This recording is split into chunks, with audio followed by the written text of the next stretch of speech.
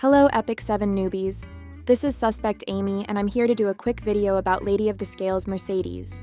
She's arriving any day now and so far she's looking to be the next meta-breaking unit, similar to Harsetti, Bossarunka, and New Moon Luna. Don't be scared, Auntie Amy is here to talk about which heroes can potentially counter her kit. First, just in case you've been living under a rock, let's do a very quick recap of her skills. Light Meru is kind of like the goddess of balance. She'll give her followers abundance, but only if they offer up a sacrifice in return. This is the theme behind a lot of her kit. She marks the front ally as a sacrificial offering, and in exchange for redirecting a lot of pain and suffering to them, the rest of her party gets protection, healing, cleansing, and whatever else. So why does Lady of the Scales have everyone's panties in a bunch? It's mainly her S2, so let's focus on this for a sec. Like I said, she sacrifices the front ally by marking them as an offering. This redirects 70% of the damage done against all allies onto the sacrificial hero. Now, taking 70% of everyone's damage would instantly kill the offering after a single AoE. So in order to make sure the offering properly suffers, Lady of the Scales grants them immortality when they're about to die. This means that your sacrificial hero will get down to 1 health and continue to receive 70% of everyone's damage. Now, immortality is only 1 turn, so once that wears off and the offering hero eventually gets killed, everyone else on the team gets half of their health back. We'll stop right there. This is a very, very strong passive. I mean, you can't kill the front hero for a turn, and since you're only doing 30% damage, you're unable to kill everyone else either. Even if your whole team takes their turn before a single enemy unit, you would have an incredibly difficult time taking anyone out, which is unheard of in Epic 7. Nowadays, a couple of decent AoE units can wipe 2 or 3 enemies off the board no matter who's on their team. So far, I've covered only half of one of her 3 skills, so now you get the idea of why she's so powerful.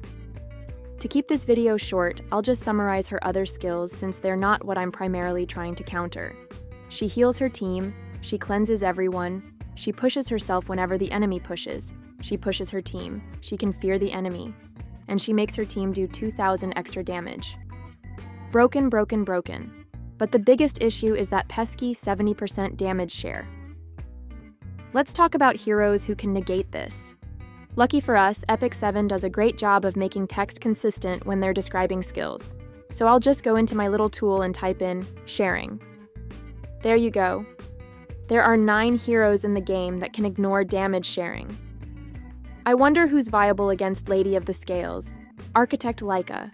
She looks very strong. Self-attack buff, 80% def pen, and ignores damage sharing on her S3. How is she not used more? The biggest concern is this right here. She self-pushes 100% after landing target with her S2, which means she gives 50% CR to Lady. Ultimately, Lady will cut and cleanse target from her team, which negates her defense penetration. D tier. Bystander Hua-Yung. I think I'm the only creator who puts this girl as S rank in their tier lists, but I will definitely have some company after Lady drops. She has to be 100% best in class to stop Lady of the Scales. Lady is light, and Hua does bonus damage to light units along with ignore damage share. Hua-Yung being triggered could give her the ability to take someone down behind Bossarunka if she's the offering unit. On top of this, Hua is just very, very hard to focus down. S tier, Celine. This is very interesting. Lady does have a non-attack S3, so she'll definitely trigger Celine. The only downside is that Celine's S2 doesn't have the ignore damage sharing effect, only her S3, which makes her harder to use. This means her S2 push is significantly more important, which sadly pushes Lady as well. However, since the bulk of her push comes from her artifact, which I don't believe impacts Lady, this makes her a thumbs up in my book. A tier. Commander Pavel. I've never used this hero. I have no idea what he even does. This 100% combat readiness on his S2 is huge though. I think this was recently buffed. Let me check what it was previously. Yes, it was 50% and now it's 100%. You may be thinking that he'll just push Lady to take the next turn, but unlike Leica, his push happens when it's not his turn.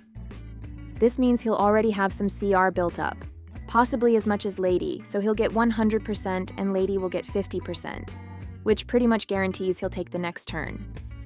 This means his S2 will trigger immortality on the front unit, and he will absolutely delete one of the others with his S3. S tier, Edward Elric.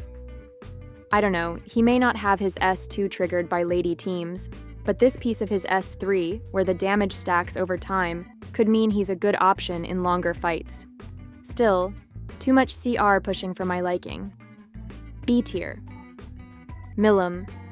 Wow, I feel bad for players who weren't around for some of these collabs. Honestly, we all know Milim is awesome. She does it all. Self-heals, evasion, increased hit chance, extinction. Her biggest issue is she can't compete with the other nukers with built-in def pen, but I honestly can see Lady bringing her onto the field a lot more.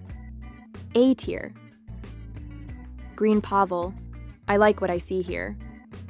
With a 124 base speed, Pavel doesn't use CR pushing mechanics in his kit.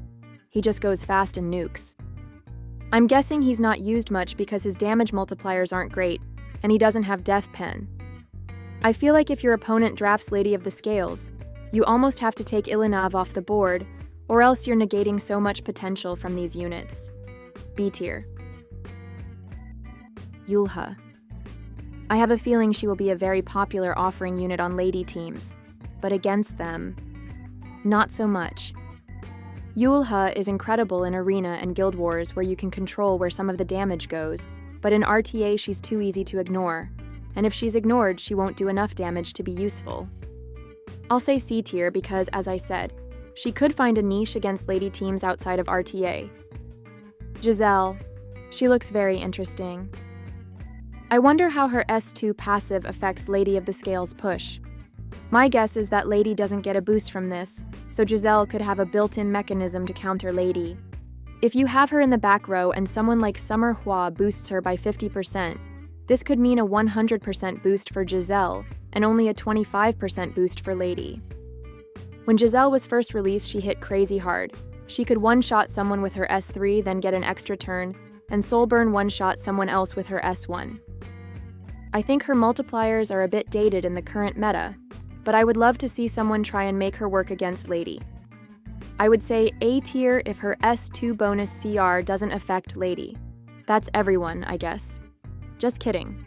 I know a bunch of you nerds are yelling at the TV right now.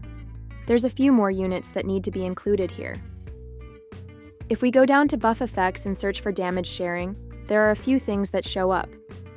Let's start with the two buffs here that ignore damage sharing: Neo Phantom Sword and Phantom Sword. So who grants these buffs? If I go back to heroes and type in Phantom Sword, there's only one hero that can obtain this effect: Last Piece Karen. Okay, her damage is speed-based, but she's crazy fast. 126 speed is insane. Let me check something. If I sort by speed here, there. She's tied for being the 7th fastest hero in the entire game. Wait, if I turn on self-imprints and EEs... Okay, so she's still tied for 8th fastest. Out of 350 heroes, that's crazy. Her S3, where she buffs herself, can remove stealth from the enemy. This girl is legit. The only downside I see to her is that she has to use her S3 to ignore damage sharing. If she doesn't, then she's worthless. And there are a lot of ways to punish heroes for using non-attack skills or taking extra turns. She's crazy fast, so she doesn't require a combat readiness push to set up, and makes her very strong into Lady of the Scales. LPK is similar to Green Pavel, but for some reason I feel like her damage multipliers are higher, even though she's a 4-star unit. A tier. Now let's look at the damage sharing debuffs. One is Death Sentence, we all know what this is. This is from Ain's own goal in the Overlord collab. Honestly, this takes 12 turns to detonate, and there's no way the damage sharing unit is still even alive that long into the battle. Because of this, he's not worth adding to the tier list. What's more interesting is this right here, Frostbite. This essentially turns off damage sharing. If you can land this on the offering hero, that should negate Lady completely, but we all know the offering hero will have crazy high ER so they don't lose immortality. However, landing Frostbite on other heroes should still work, right? Who has Frostbite?